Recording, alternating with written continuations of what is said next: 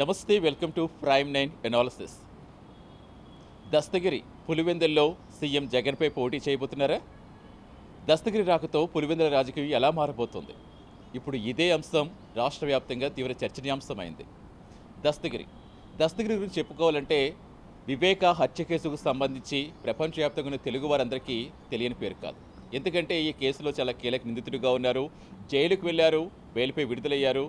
So ఇప్పుడు చాలా కీలకంగా మారారు ఈ కేసుకు సంబంధించి. ఈ నేపథ్యంలో ఆయన తాజాగా జై భీమ్ పార్టీలో చేరారు. ఈ జై భీమ్ పార్టీ ఎవరిదంటే అడ్వకేట్ జడ శ్రవణ్ కుమార్ గారు ఎవరైతే ఉన్నారో వారు పార్టీ స్థాపించారు. ఆ పార్టీలో దస్తగిరి జాయిన్ అయి ఆయన పులివెందుల్లో సీఎం జగన్పై పోటీకి సిద్ధమంటూ ప్రకటించారు. తాజాగా బెయిల్పై బయటకు వచ్చాక ఆయన చేస్తున్న వ్యాఖ్యలు రాజకీయంగానే ఉన్నాయి. సీఎం జగన్, అలాగే ఆయన భార్య భారతి, అదేవిధంగా కడప ఎంపీగా వైఎస్ అవినాష్, మరోవైపు ఎవరైతే నిందితులుగా అప్పట్లో 6 పేర్లు చేర్చారు, తర్వాత అవినాష్ రెడ్డి గారు, అలాగే భాస్కర్ రెడ్డి గారు కూడా. సో మొత్తం 8 మంది వివేక గారి హత్య కేసుకు సంబంధించిన నిందితులుగా ఉన్నారు. వారిలో 6 జైల్లోనే ఉన్నారు. ప్రస్తుతానికి అవినాష్ అలాగే దస్తగిరి బెయిల్పై బయట ఉన్నారు.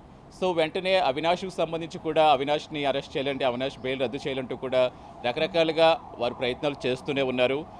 మరోవైపు దేవినేని శివశంకర్ రెడ్డి, ఆయన కుమారుడు ఎవరైతే ఉన్నారో చైతన్య రెడ్డి, ఆయన నుంచి కూడా నాకు ప్రాణహాని ఉందంటూ చెప్పారు.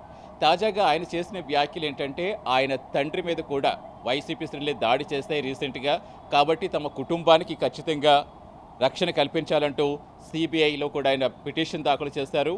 ఆయనకు వెంటనే ప్రొటెక్షన్ మంజూరు చేయాలని, ఆయన కుటుంబానికి కూడా ప్రాణహాని ఉందని చెప్పుకుంటూ వచ్చారు. తాజాగా ఆయన ఏ వ్యాఖ్యలు చేస్తున్నా రాజకీయంగా దుమారం రేపుతున్నాయి.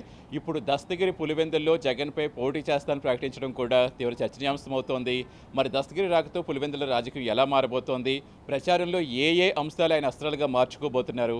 ఇప్పుడు ఇదే తీవ్ర సంచలనంగా మారింది. ఇది ఇవాళ ప్రైమ్ 9 అనాలిసిస్.